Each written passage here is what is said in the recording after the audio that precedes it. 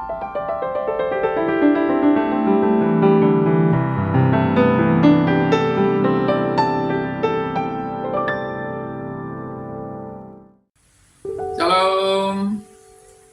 bertemu lagi dengan saya, dan dalam pertemuan kita kali ini, kita masih dalam satu tema besar, yaitu Mari Belajar Alkitab. Dalam pertemuan kita kali ini, kita akan membahas dari Matius pasal 2, ayat yang ke-19 sampai 23, dengan judul, Dari Mesir ke Nazaret. Matius pasal 2 ayat yang ke-19 sampai 23 merupakan bagian penting dalam narasi masa kecil Yesus. Dalam perikop ini kita melihat bagaimana Allah memelihara Yesus sejak bayi, membimbing orang tuanya, dan menggenapi nubuatan perjanjian lama. Kembalinya Yesus dari Mesir bukan hanya sebuah perjalanan fisik, tetapi juga memiliki makna teologis yang mendalam. Untuk itu, ada beberapa hal penting yang kita mau bahas dari perikop di atas. Pertama adalah kematian Herodes dan panggilan untuk kembali. Dalam Matius pasal 2 ayat yang ke-19 sampai 20 berkata, "Setelah Herodes mati, tampaklah malaikat Tuhan kepada Yusuf di Mesir dalam mimpi, katanya, 'Bangunlah, ambillah anak itu serta ibunya, dan berangkatlah ke tanah Israel, karena mereka yang hendak membunuh anak itu sudah mati.'" Ayat ini menunjukkan bagaimana Allah terus membimbing Yusuf melalui mimpi. Sebagaimana sebelumnya terjadi dalam Matius pasal 1 ayat yang ke-20, ketika Yusuf diperintahkan untuk menerima Maria sebagai istrinya. Dan Matius pasal 2 ayat yang ke-13, ketika ia diperintahkan untuk melarikan Yesus ke Mesir. Kematian Herodes menandai akhir dari ancaman yang membuat Yesus harus mengungsi ke Mesir. Dalam sejarah, Herodes Agung wafat sekitar tahun 4 sebelum Masehi setelah memerintah dengan kejam, termasuk membantai anak-anak di Bethlehem, seperti yang terdapat dalam Matius pasal 2 ayat yang ke-16. Menariknya, perintah untuk kembali ini mengingatkan kita pada kisah Musa. Dalam Keluaran pasal 4 ayat yang ke-19, Tuhan berkata kepada Musa, "Kembalilah ke Mesir, sebab semua orang yang ingin mencabut nyawamu sudah mati." Dengan demikian, Injil Matius menunjukkan bahwa Yesus adalah Musa yang baru, yang datang untuk membebaskan umatnya, bukan dari perbudakan fisik, tetapi dari dosa dan kematian. Yang kedua, ketaatan Yusuf. Dalam Matius pasal 2 ayat yang ke-21 sampai 22 berkata, "Lalu Yusuf pun bangunlah, diambilnya anak itu serta ibunya, dan pergi ke tanah Israel. Tetapi setelah didengarnya bahwa Arkelaus menjadi raja di Yudea menggantikan Herodes, ayahnya, ia takut ke sana. Karena dinasihati dalam mimpi, pergilah Yusuf ke daerah Galilea."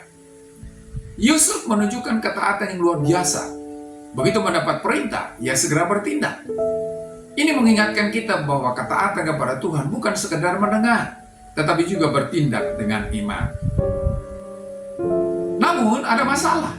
Arkelaus, putra Herodes, memerintah di Yudea. Arkelaus terkenal sebagai pemimpin yang kejam. Menurut sejarawan Yosefus, ia pernah membantai 3.000 orang Yahudi di Bait Suci untuk meredam pemberontakan. Karena itulah, Yusuf takut kembali ke Yudea, dan Tuhan kembali menuntunnya melalui mimpi untuk pindah ke Galilea. Galilea adalah daerah yang lebih jauh dari pusat kekuasaan Romawi dan dianggap lebih aman. Hal ini menunjukkan bahwa Allah tidak hanya berbicara dalam hal-hal besar, tetapi juga dalam keputusan-keputusan praktis sehari-hari. Yang ketiga, Yesus tinggal di Nazaret. Dalam Matius pasal 2 ayat yang ke-23 berkata, "Setibanya di sana, ia pun tinggal di sebuah kota yang bernama Nazaret. Hal itu terjadi supaya genaplah firman yang disampaikan oleh nabi-nabi, bahwa ia akan disebut orang Nazaret." Ada beberapa hal penting dalam ayat ini. Pertama, mengapa Nazaret? Nazaret adalah kota kecil dan tidak terkenal di Galilea.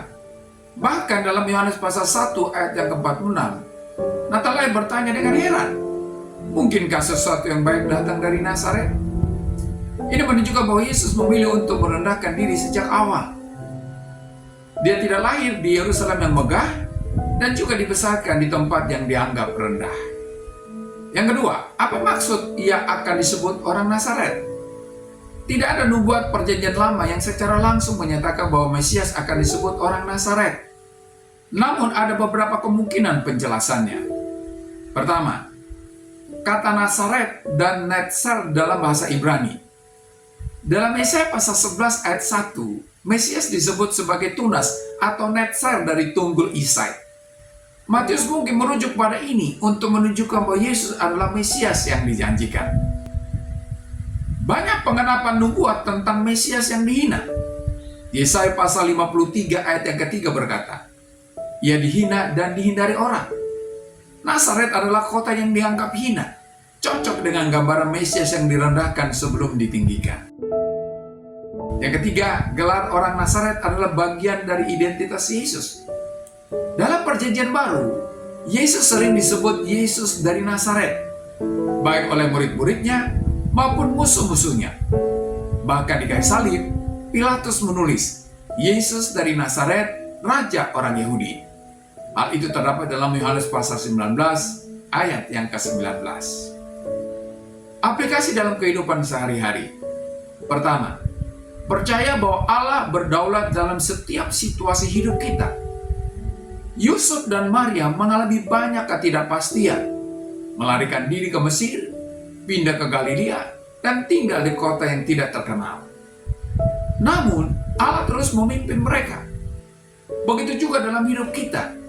Ada saat-saat kita tidak mengerti rencana Allah, tetapi kita dipanggil untuk percaya bahwa Dia memegang kendali.